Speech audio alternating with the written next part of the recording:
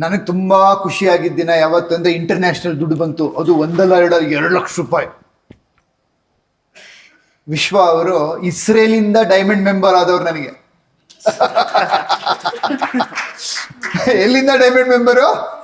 ಇಸ್ರೇಲಿಂದ. ಅಯ್ಯೋ, international money ಬಂದ್ಬಿಡ್ತು ನಮ್ಗೆ. We are become international coaches. But ಇವ್ರು ನಮ್ಮ ಮಂಗಳೂರಿನವರು. ಎಸ್ ವಿಶ್ವ ಅವರೇ, ವೆಲ್ಕಮ್.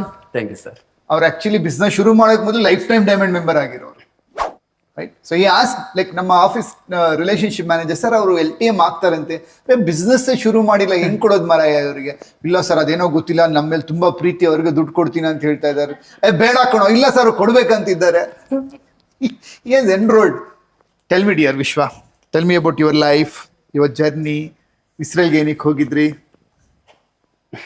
ಅದು ತುಂಬ ನಾನು ಮಂಗಳೂರಿಂದಲೇ ಸ್ಟಾರ್ಟ್ ಮಾಡಬೇಕಾಗುತ್ತೆ ಸರ್. ಪ್ಲೀಸ್.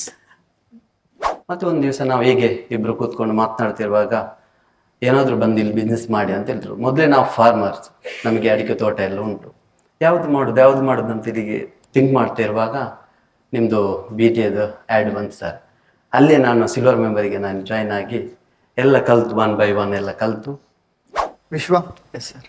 ಸೊ ಒಳಗಡೆಯಿಂದ ಏನು ವಿಶ್ವಾಸ ಬಂದಿದೆ BTA-ನಲ್ಲಿ? ನೆಕ್ಸ್ಟ್ ಏನಾಗಬೇಕಂತಿದ್ದೀರಾ 5 years ಡೌನ್ ದ ಲೈನ್?